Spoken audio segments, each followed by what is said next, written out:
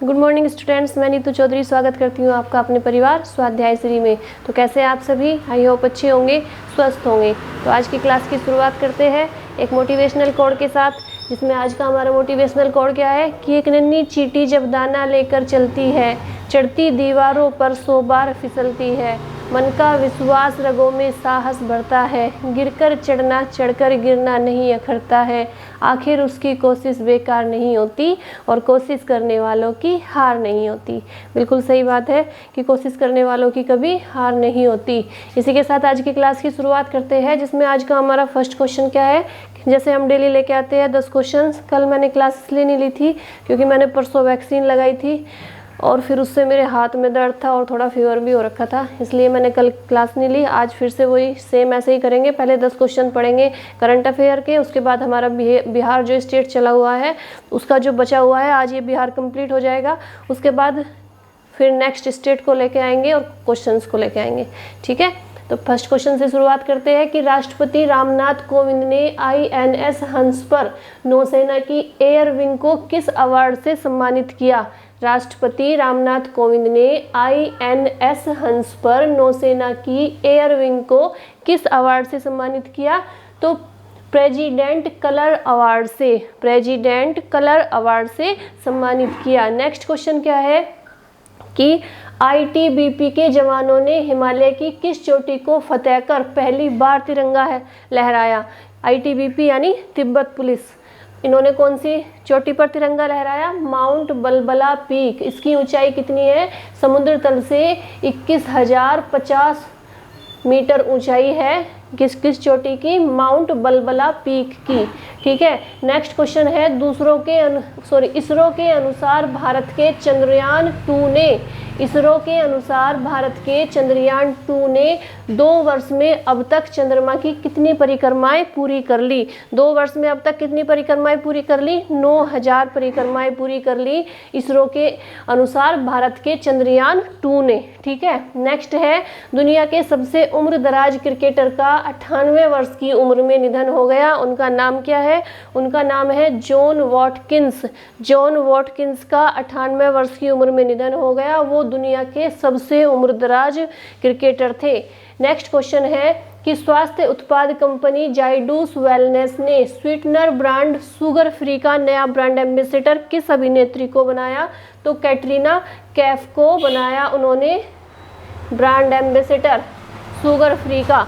ठीक है, नेक्स्ट है कि सुपर 30 के संस्थापक आनंद कुमार, सुपर 30 आपने मूवी भी देखी होगी जिसमें ऋतिक रोशन ने आनंद कुमार का रोल किया है, को राष्ट्रपति अध्यापक वैज्ञानिक परिषद ने कौन सा अवार्ड प्रदान किया? सुपर 30 के संस्थापक आनंद कुमार को राष्ट्रीय अध्यापक वैज्ञानिक परिषद ने कौन सा अवार्ड प्रदान किया? तो साराभाई अध्यापक वैज्ञानिक राष्ट्रीय मानद पुरस्कार 2021, साराभाई अध्यापक वैज्ञानिक राष्ट्रीय मानद पुरस्कार 2021।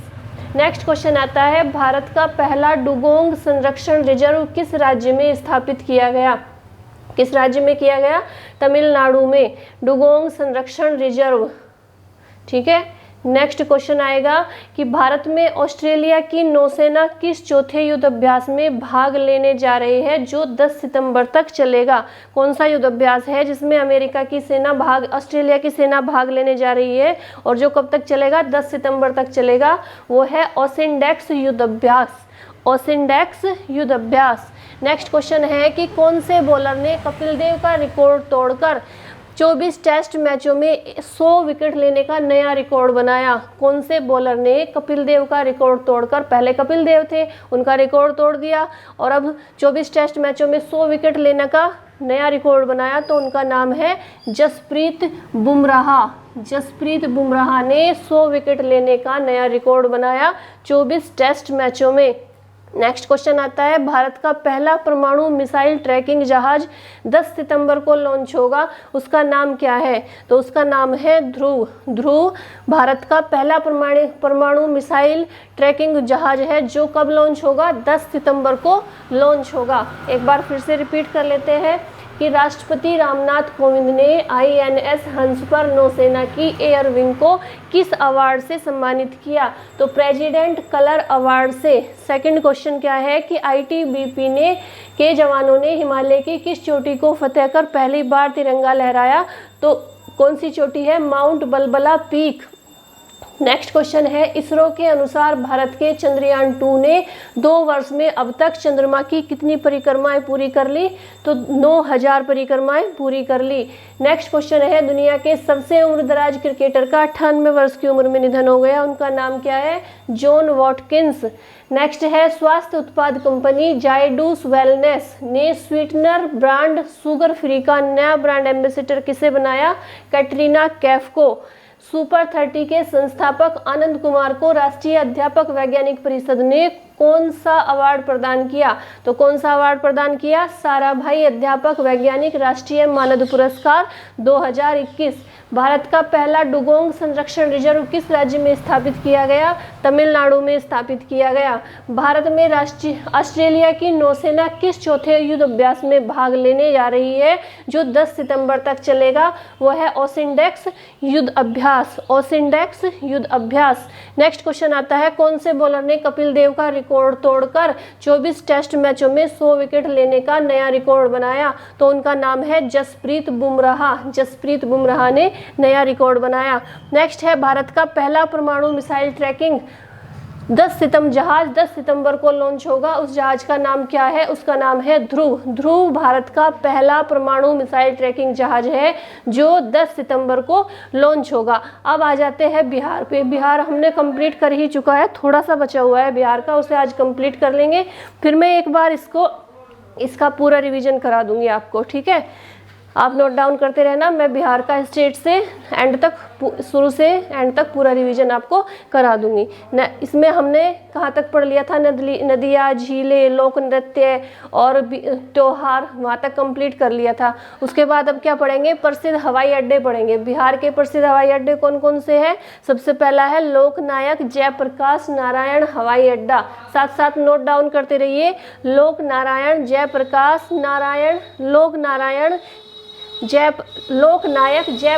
नारायण हवाई अड्डा, ठीक है? नेक्स्ट ये कहाँ पे है? पटना में है। नेक्स्ट आता है दरभंगा एयरपोर्ट। दरभंगा एयरपोर्ट। तीसरा आता है गया एयरपोर्ट। तो कितने एयरपोर्ट है जो प्रमुख है बिहार में? लोकनायक जयप्रकाश नारायण हवाई अड्डा, दरभंगा एयरपोर्ट और गया एयरपोर्ट, ठीक है? ठीक है। इसके बाद आते हैं कि बिहार में कौन कौन सी जनजातियां निवास करती है। तो कौन कौन सी जनजातियां है? बिरजिया जनजाति है, उराव जनजाति है, संथाल जनजाति है, बथुड़ी जनजाति है और बिंझिया जनजाति है। एक बार फिर से रिपीट कर देती हूँ, बिरजिया, उराव, संथाल, बथुड़ी और बिंझिया। नेक्स्ट आती है भाषा कौन कौन सी बोली जाती है बिहार में? कौन कौन सी भाषा बोली जाती है? मैथिली, भोजपुरी, मगही, मागधी प्राकृत, हिंदी और उर्दू। कौन कौन सी भाषाएं हैं? मैथिली है, भोजपुरी है, मगही है, मागधी प्राकृत है, हिंदी है और उर्दू है। ये भाषाएं बिहार में बोली जाती है। बिहार की सबसे ऊंची चोटी कौन सी मानी जाती है? तो सोमेश्वर किला मानी जाती है। कितनी ऊंचाई है उसकी? 880 मीटर ऊंची है। नेक्स्ट आता है सबसे विश्व धरोहर स्थल में किसे शामिल किया गया है? तो महाबोधि मंदिर परिसर बोध गया को विश्व धरोहर स्थल में शामिल किया गया है, ठीक है? इसके बाद आता है कि जीआई टैग किस किस चीज को मिला है? तो मधुबनी पेंटिंग को जीआई टैग मिला है, कढ़ाई वर्क को जीआई टैग मिला है, खटवा को जीआई टैग मिला है, भागलपुर सिल्क को जीआई टैग मिला है और कटारनी चावल को जीआई टैग मिला है, मगही पान को जीआई टैग मिला है, जर्दालू आम को जीआई टैग मिला है और शाही लीची को जीआई टैग मिला है। कौन कौन से हैं? मधुबनी पेंटिंग, कढ़ाई वर्क, खटवा, भागलपुर सिल्क, कटारनी चावल, मगही पान, जर्दालू आम और शाही लीची। इन सारी चीज़ों को क्या मिला है? जीआई टैग मिला है। अब आता है बिहार का राष्ट्रीय पार्क कौन सा प्रमुख प्रसिद्ध राष्ट्रीय पार्क है? वाल्मीकि राष्ट्रीय पार्क। वाल्मीकि राष्ट्रीय पार्क बिहार का प्रसिद्ध राष्ट्रीय पार्क है। अब आते हैं वन्य जीव अभ्यारण्य कौन कौन से हैं?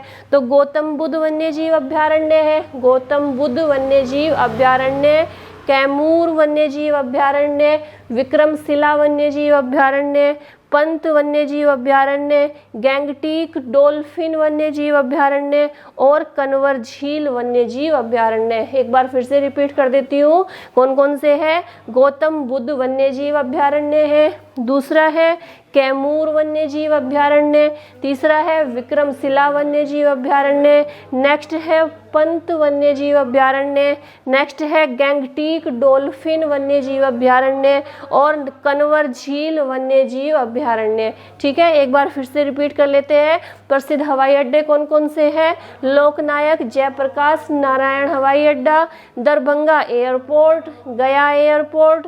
जनजातियां कौन कौन सी वहाँ पे निवास करती है? बिरजिया, उराव, संथाल, बथुड़ी, बिंझिया, ये सारी जनजाति वहाँ पे निवास करती है। भाषा कौन कौन सी बोली जाती है? मैथिली, भोजपुरी, मगही, मागधी, प्राकृत, हिंदी, उर्दू। सबसे ऊंची चोटी कौन सी है बिहार की? सोमेश्वर किला है। कितनी ऊंचाई है? 880 किलोमीटर है, 880 मीटर। ठीक है, नेक्स्ट आती है विश्व धरोहर स्थल में किसे शामिल किया गया है? महाबोधि मंदिर परिसर बोध गया को विश्व धरोहर स्थल में शामिल किया गया है। जीआई टैग किसे मिला है? मधुबनी पेंटिंग को मिला है, कढ़ाई वर्क को मिला है, खटवा, भागलपुर सिल्क, कटारनी चावल, मगही पान, जर्दालू आम और शाही लीची को जीआई टैग मिला है। नेक्स्ट आता है राष्ट्रीय पार्क कौन सा है? वाल्मीकि राष्ट्रीय पार्क है। वन्यजीव अभयारण्य कौन सा है? गौतम बुद्ध वन्यजीव अभयारण्य है, विक्रमशिला है, कैमूर है, पंत वन्यजीव अभयारण्य है, गैंगटीक डॉल्फिन वन्यजीव अभयारण्य है और कन्वर झील वन्यजीव अभयारण्य है। ठीक है, ये पूरा बिहार स्टेट कंप्लीट हो चुका है। मैं साइड हो जाती हूँ, आप इसे नोट डाउन कीजिए और तब तक मैं बिहार का आपको पूरा रिवीजन करा देती हूँ। ठीक है, नोट डाउन करते रहिए आप।